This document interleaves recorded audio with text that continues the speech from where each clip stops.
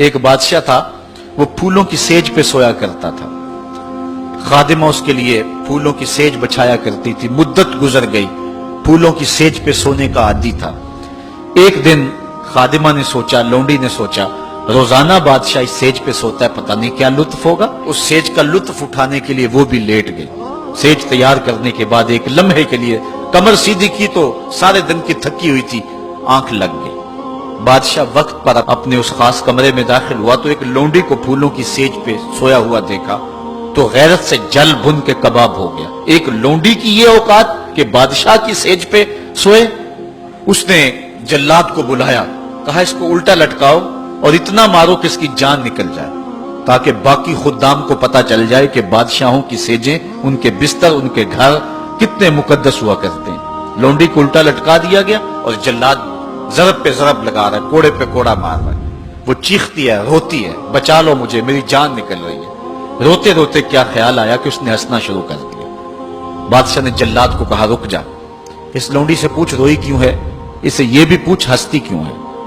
جلاد نے کہا لونڈی بتا روتی کیوں ہے۔ اس نے کہا تجھے نہیں پتا جب کوڑا لگتا ہے تو جان نکلنے کو آتی، نزا کا عالم طاری ہو جاتا ہے۔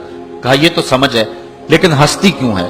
کہا ہنسی مجھے اس بات سے آئی ہے کہ چند لمحوں کے لیے سوئی ہوں، اتنی تکلیف کاٹ رہی ہوں، سوچا عمر بھر ہو گئی سوتے ہوئے، جس کو اس کا کیا بنے گا، جس کی زندگی بیت گئی اس سیج پہ سوتے ہوئے، اس کا کیا بنے گا۔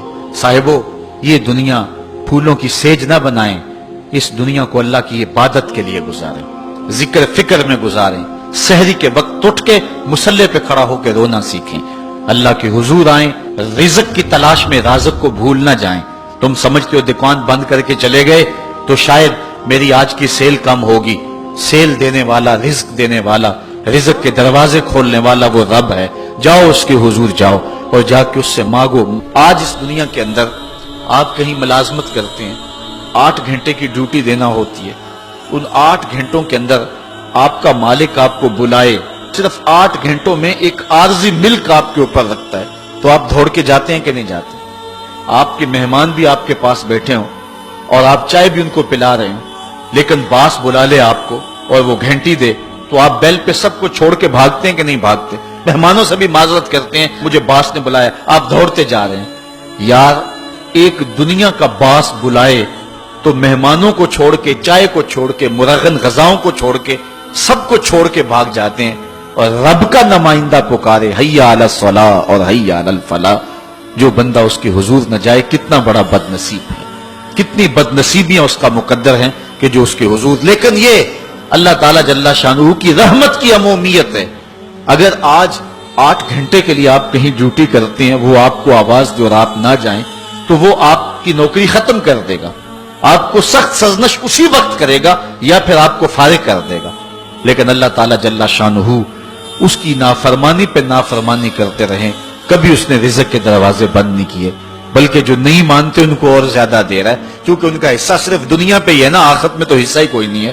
بلکہ فرمایا اگر مسلمانوں کی دل جوئی کا لحاظ نہ ہو تو میں کافروں کے گھروں کی سیڑھیاں بھی سونے اور چاندی کی بنا دوں، چونکہ انہوں نے دنیا کو دیکھا ہے، آخرت ابھی دیکھی نہیں ہے، ورنہ جو ان کے لیے آخرت میں رکھا گیا ہے، دنیا کی کوئی شے ان کے نزدیک حیثیت ہی نہ رکھے۔ بلکہ حدیث میں آتا ہے، صاحب مشکات نے اس کو لکھا کہ دنیا کے اوپر جس کو سب سے زیادہ تکلیفیں پہنچی ہوں گی وہ جنت میں لے جایا جائے گا، اور ایک مرتبہ جنت میں جو ہے وہ داخل کر کے نکال دیا جائے گا، اور کہا جائے گا کہ بتا دنیا کے اوپر تجھے بڑی تکلیفیں پہنچی؟ وہ کہے گا یا اللہ مجھے تو کوئی تکلیف پہنچی ہی نہیں ہے۔ جنت کی صرف آب و ہوا سارے دکھ ختم کر دے گی، اور جس نے تخت و تاج پہ بیٹھ کے بھی زندگی ساری گزاری ہو، حدیث میں آتا ہے اس کو جہنم میں ایک ڈبکی لگائی جائے گی، اور پھر اس کو کہا جائے گا بتا تو دنیا کے اوپر کوئی راحت پائی ہے؟ وہ کہے گا مالک دنیا کے اوپر میں نے کوئی سکھ دیکھا ہی نہیں ہے۔ ایک غوطہ جہنم کے اندر دیا جائے گا، دنیا کے سارے سکھ ہی بھول جائے گا کہ میں وہاں بادشاہ ہوا کرتا تھا، میں وہاں حکمران ہوا کرتا تھا، پوری دنیا کو میں نے جو ہے وہ ریوڑ کی طرح ہانکا تھا اور انسانیت کا قتل کیا تھا، میری رونت اور میرا تکبر دنیا کو جگا دیتا تھا۔ اس کو کوئی شے اور اپنی کوئی آکڑ اور کوئی بات یاد نہیں رہے گی، صرف ایک ڈبکی کی بات ہے۔ اور جس نے دکھ پہ دکھ کاٹے، غربت، تنہائی، دکھ، اذیت، مصائب، آلام، مشکلات، لیکن ایک بار جنت سے گزار کر کے جنت کی صرف آب و ہوا ہی سنگھائی جائے گی، اس کو کہا جائے گا بتا دنیا کے اوپر تجھے کوئی دکھ پہنچا؟ وہ کہے گا میرے رب دنیا پہ مجھے کوئی دکھ نہیں پہنچا۔ اب بتائیے کہ اللہ کے حضور ہم حاضر ہوں یا کہ دنیا کوئی منشا و مقصود بنا لیں؟ ہماری زندگی کی ڈگر کیا ہونی چاہیے؟ پہلی بات تو یہ ہے کہ جنت کے مقابلے میں اس دنیا کی حیثیت ہی کوئی نہیں، اور دوسری بات اگر دنیا کے اوپر ہم عزتیں سرخرویاں جس کو ہم سمجھتے ہیں یہ سرخرویاں ہیں وہ پا بھی لیں تو وہ کتنا کو عرصہ ہے، پھر اس کا حساب بھی تو ہم نے دینا ہی دینا ہے۔ اس لیے ہم دیکھ لیں جتنا برداشت کرتے ہیں اس کے مطابق جو ہے وہ ہم چلیں۔